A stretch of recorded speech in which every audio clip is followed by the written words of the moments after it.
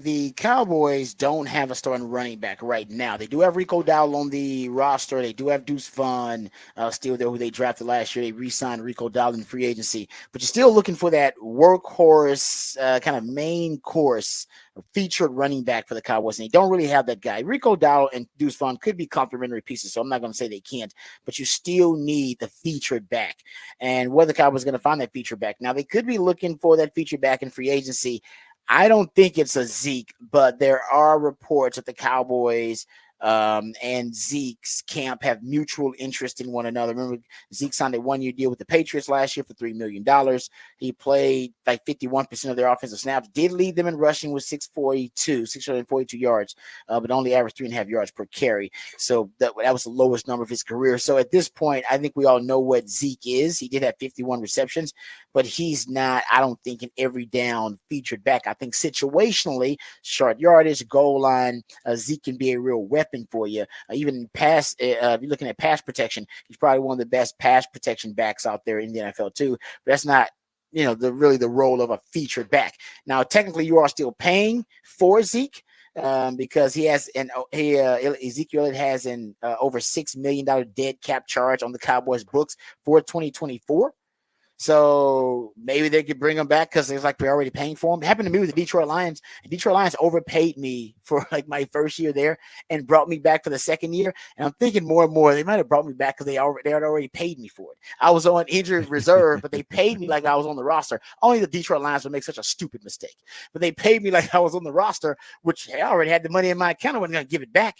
And then I was on the roster the second year, and then they started taking money out of my check like I was like I was on IR, and basically accounting explained to me like, oh yeah, we had overpaid you for that first year. We shouldn't have overpaid you. So, and I think that's honestly they want to get their money back.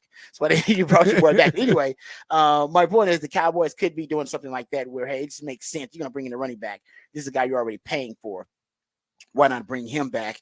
That could be the case, but I think the Cowboys really need to try to find it featured back in the draft. And so I went and I found this at Cowboys Wire. They did a really good job here, so shout out to them.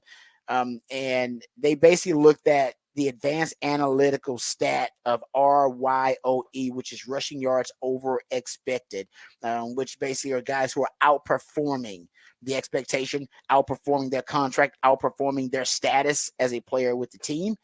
And if you look at the top 10 players, top 10 running backs, I should say, who are ranked in RYOE, rushing yards over expected, the average draft position for those top 10 running backs is 155.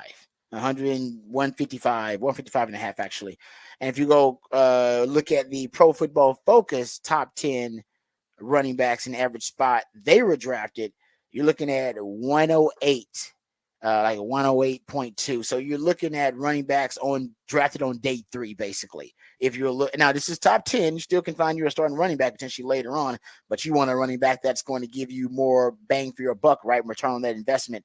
So of the top 10 running backs graded out in 2023, only one, Christian McCaffrey, was drafted in the first round. 5 were drafted on the second day. That's rounds 2 and 3.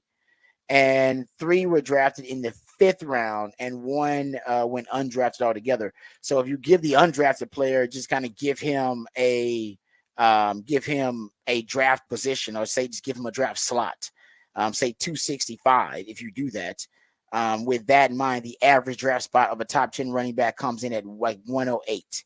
So that's right at the top of the 4th round. And so basically, if you drop past the 4th round looking for a starting running back, the likelihood of you finding one, or a top-notch starting running back, the likelihood of you finding one are going to drop precipitously. So if the Cowboys are looking for a featured back, it's going to be usually the 4th round. After the 4th round, it's going to be tough to find one.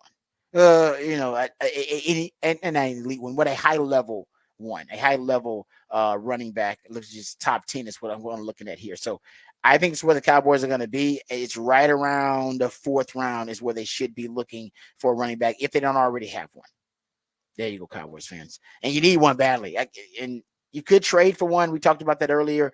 But the Cowboys need their draft picks for this draft and the future, because we don't necessarily know what the Cowboys are going to do about the status of Dak. We don't know what they're going to do going forward. Right now, everybody's on a 1-year deal. Everybody seems like they're on a contract here with the Cowboys. So that could be really interesting to see what they end up doing at running back. Teams are going to cut running backs, I'm sure, once they trim down their rosters. Maybe the Cowboys are waiting on that so they can acquire a running back. But right now, the choices are slim. No. And I mean, you can always look at guys from the 2022, 2021 draft as well, that they'd be free agents coming up. So teams, if they're not thinking about paying them in the next year, like a Khalil Herbert for the Bears, who's a decent running back. He's probably not an every down back, but he does average over 4.5 yards per carry. He has all first 3 years of his career. If you get a guy like him, his contract's coming up. He's only getting paid $1 million right now. It's a 6th-round pick, but his contract's up after this year. So do you say, well, they're not going to re-sign him? They just signed DeAndre Swift. They drafted Roshan Johnson last year.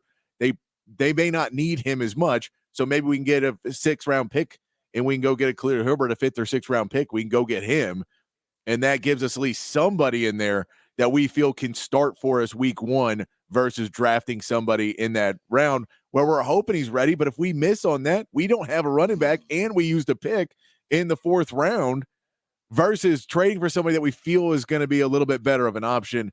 But I'd look at somebody that was near the end because, again, if you're putting everybody in a contract year, and trade for someone in a contract year and keep the trend going. That's true. You know what? You might be on to something there. They want that, that sense of urgency with the roster right now. That seems to be the case.